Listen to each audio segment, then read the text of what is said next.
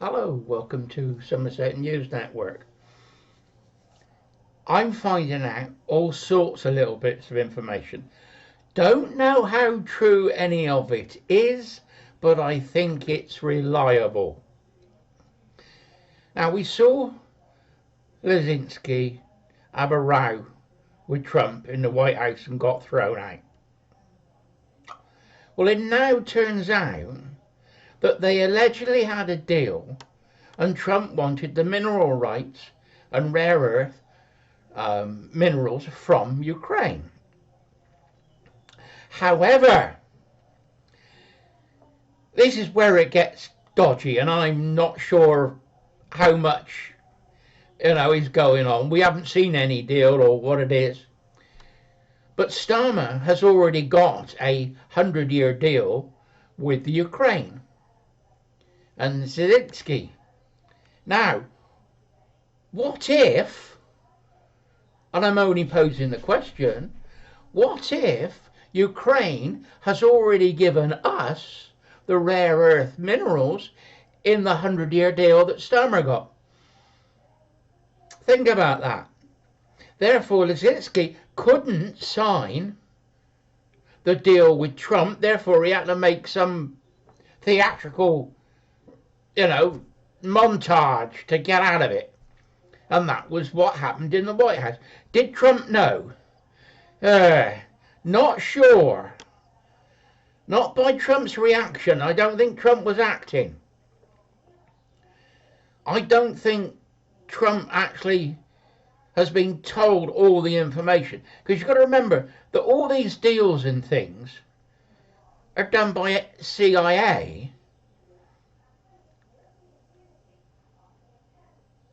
Zelensky took power because of the coup, because of the CIA. Now, are the CIA holding information from Trump so he doesn't know? I don't know. I'm only posing the question. But could it be that Britain has the deal for the rare minerals in Ukraine under the 100-year deal? So it's in Starmer's interest to pay for all the military support he's going to give them to make sure that Russia allegedly doesn't take over the mineral rights. But there's a catch. And a reporter said somewhere on YouTube this morning I was listening to that most of the rare earth minerals that Donald Trump wanted are in the Crimea, which is occupied by Russia. So Starmer doing a deal with Ukraine without the okay from Russia, who's actually basically winning the war because they've got the ground. And like Trump said, Russia's holding all the cards. Russia's got all the aces. Zelensky's just got the lower cards. 2, 3s and 4s. He hadn't even got a straight run. Zelensky hasn't got any good cards to play. So, if Russia owns Crimea and most of the rare earth minerals are in Crimea, all these deals are a waste of time. They're meaningless. And Starmer's deal isn't any good unless there's a ceasefire. So if we're going to give them bombs and bullets, they're going to continue the war. Because Zelensky's, he says, I'm going to sign a peace deal, then he's not. Then he wants to keep the war going. There's rumours around that they've been told that if they can keep Russia going for another year, that Russia will pull out. Starmer wants Russia to give up the Crimea so that he can have his deal and get the mineral rights. That ain't going to happen. Let's be realistic. The Crimea is occupied by Russia. Any peace deal is going to annex that to Russia. Because Russia's already taken the ground. Ukraine is not in a position to fight on its own. It needs European help, and it also needs the backing of America. That's gone. Trump stopped the military support and he's stopped the money.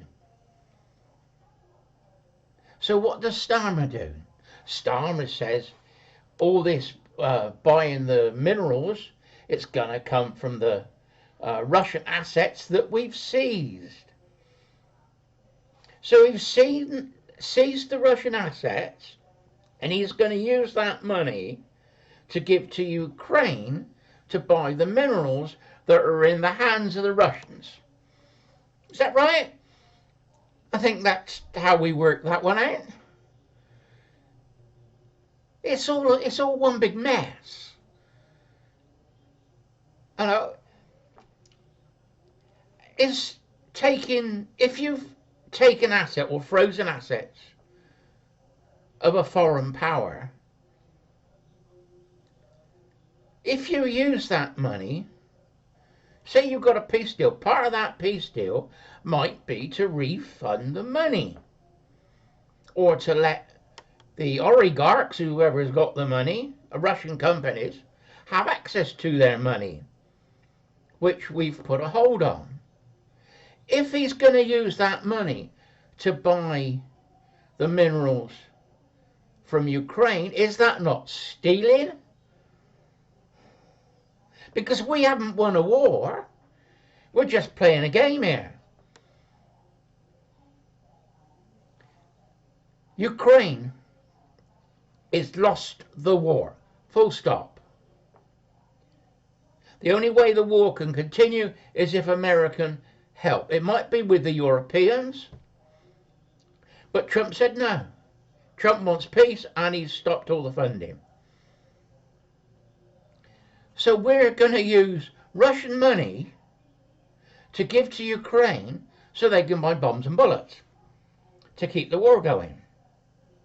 It's not going to end well. We've had 3 years of war, and it's still going to be the same.